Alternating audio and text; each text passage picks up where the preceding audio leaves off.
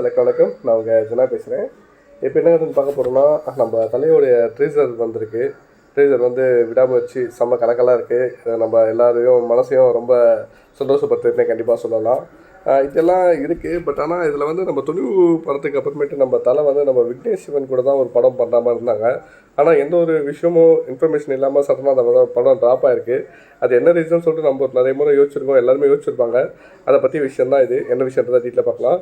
நம்ம அஜித் சார் வந்து துணிவு படத்தை முடித்த கையோட வந்து பல இயக்குநரோட வந்து கதையை கேட்ட பிறகு தான் மகிழ் திருமேனி கதையை வந்து ஓகே சொல்லி விடாமுயற்சின்ற படத்தில் வந்து நடிச்சு முடிச்சிருக்காங்க.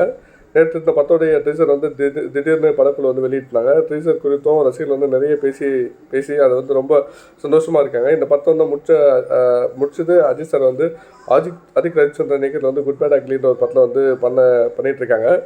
துணிவு படத்துக்கு பிறகு விக்னேஷ் சிவன் கதையை தான் அஜித் சார் ஃபஸ்ட்டு ஓகே சொல்லியிருந்தாரு. ஆனால் கடைசியில் வந்து என்னமோ சில பிரச்சனைனால வந்து படம் ட்ராப் ஆகிடுச்சு.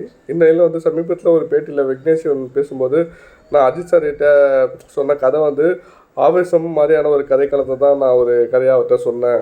ஆனால் அந்த படம் வந்து ஓகே இருந்தால் இது கண்டிப்பாக ஒரு வித்தியாசமான கதையாக இருந்திருக்கும். ஆனால் என்ன காரணமோ எங்களால் அதை பண்ண முடியல அப்படின்னு ஒரு இதுவாக சொல்லியிருந்தாரு.